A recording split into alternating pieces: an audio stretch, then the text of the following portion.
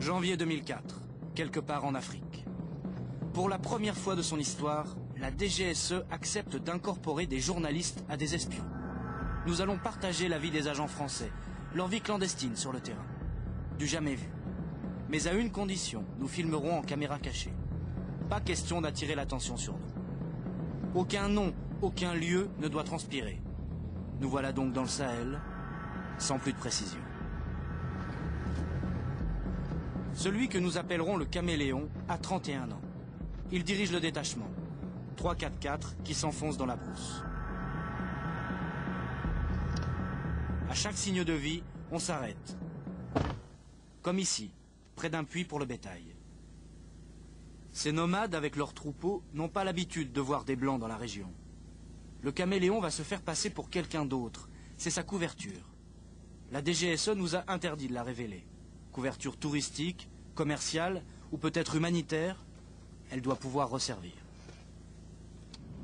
Mais en fait, on leur a expliqué ce qu'on faisait dans la région et on leur a posé la simple question de savoir si c'était dangereux dans le coin de vadrouiller comme on est en train de le faire. Et là, bon, ils ont répondu que tout allait bien. Alors bon, ça ne veut pas dire qu'ils disent forcément la vérité, mais ça a au moins l'avantage de leur expliquer ce qu'on fait et eux vont le répandre dans tous les puits ou les villages qu'on va rencontrer. Ils ne seront pas étonnés de nous voir parce que le téléphone arabe va très vite dans la brousse. Ouais, bon, c'est ça. Dans les manuels militaires, on appelle ça des conditions de vie rustiques. Le Caméléon et ses hommes dorment sous la tente et transportent avec eux des réserves en eau, en vivres et en carburant. Une mission comme celle-ci peut durer plusieurs semaines ou plusieurs mois. Tout dépend de la cible. Le but général de la mission, c'est rechercher les indices de présence de terroristes dans la zone. Et ils sont nombreux? Ils sont nombreux et ils le deviennent de plus en plus. Plusieurs dizaines, plusieurs centaines? Plusieurs centaines. Plusieurs centaines. Et ils se déplacent comment?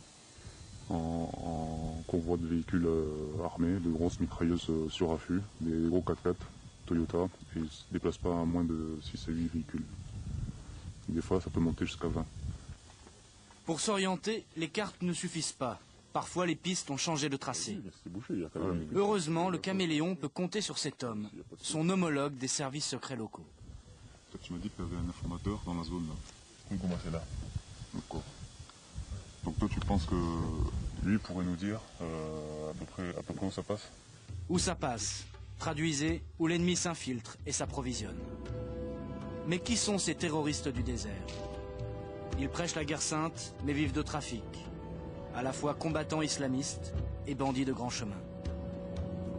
Nous partons vers le nord. Là-bas, ils ont été vus récemment. Là-bas, l'homologue connaît des informateurs. Nous arrivons dans un village. 300 familles environ, et un notable francophone ravi de cette occasion de pratiquer la langue.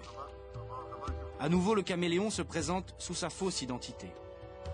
Nous aurons seulement le droit de voler quelques images. On s'assoit pour la palabre. Le notable offre le thé. Le Caméléon le sonde sur l'insécurité dans la région. Réponse rassurante, rien à signaler dans un rayon de 30 km. Mais comment savoir s'il dit vrai? Les bandes islamistes rackettent les populations et intimident les plus bavards. Ils sont évasifs. Déjà, ils ne se livrent pas comme ça à des étrangers sur des faits qui les concernent particulièrement. Et puis, bon, eux, apparemment, ce qu'ils veulent, c'est promouvoir la culture de leur pays, de leur tribu, leur village. Ils en sont fiers, apparemment, et ils n'ont pas envie c'est contre leur intérêt de dire que c'est fait terroriste dans la zone. Voilà. Ils veulent attirer les touristes. Ah, c'est ce que j'ai compris, non? Nous quittons la piste. L'homologue du Caméléon stoppe le convoi. En pleine brousse, au milieu de nulle part. Ouais. D'accord. Qu'est-ce qu'il fait là? Il va chercher son informateur. Et il y va seul. Voilà, il va seul. C'est le gars avec lequel il a l'habitude de travailler, donc il ne veut peut-être pas l'exposer aux yeux de ses voisins avec des occidentaux comme ça. Voilà.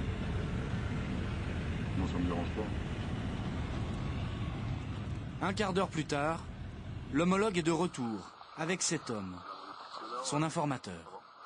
Ça va, ça va bien. Salam alaikum. Ça va bien? Très bien. Le caméléon les emmène à l'écart pour parler. Cette fois-ci, les renseignements sont bien plus précis. Ils passent au nord vers minuit comme ça, vers 9h de la nuit. Ils n'ont pas une heure fixe. Récemment, t'as entendu parler qu'ils étaient passés? Dans le secteur, j'ai entendu par les éleveurs. Les éleveurs, j'ai entendu qu'ils ont passé à peu près il y a 20 jours maintenant. Ils ont passé là-bas. Ils cherchent à faire prier les gens obligatoires dans la brousse, là. Ils font des choses comme ça, quoi. L'informateur a bien coopéré. Le caméléon lui glisse un billet dans la main. A-t-il inventé des détails? Merci à vous. Au revoir. Ou au contraire, en a-t-il caché certains autres? Impossible de vérifier dans l'immédiat. Vous avez donné combien? J'ai donné 5 000 CFA. C'est-à-dire en euros? 7,5 €, c'est ça? Voilà. C'est pas cher pour un bon renseignement. Maintenant, bon, il a compromis personne. C'est assez général ce qu'il a dit. Moi, ça m'intéresse parce que c'est en rapport avec ce qu'on me demande de chercher. Donc on va le vérifier sur le terrain, mais c'est pas trop mouillé. Avant de vérifier sur le terrain, le caméléon fait son rapport et l'envoie par satellite. Tout n'est pas crédible à 100% dans ce qu'il glane. Paris devra faire le tri. Parfois, les informations concordent. Les espions français voient venir un événement. Il faut réagir vite. Exemple avec l'édition 2004 du rallye Paris-Dakar. Vous vous souvenez peut-être de ces images inhabituelles. La caravane quitte la piste pour le bitume. 2 étapes viennent d'être annulées. Les concurrents n'iront pas s'aventurer dans la brousse. Ils prennent sagement la route. Le lendemain, la course reprend ses droits. Avec le recul, le scénario apparaît plus clairement. Une centaine d'islamistes armés préparaient une embuscade. Et c'est la DGSE qui a donné l'alerte, pour éviter un kidnapping ou un attentat. Ce sont des agents, comme le caméléon, qui ont déjoué la razzia des islamistes. Le caméléon appartient au service Action, l'élite, le bras armé de la DGSE. Ces hommes ont un peu le profil des espions de cinéma.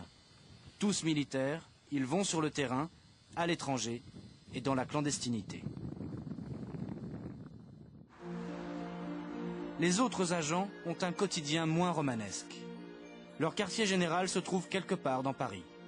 Ils l'appellent la Centrale, surnom la Piscine.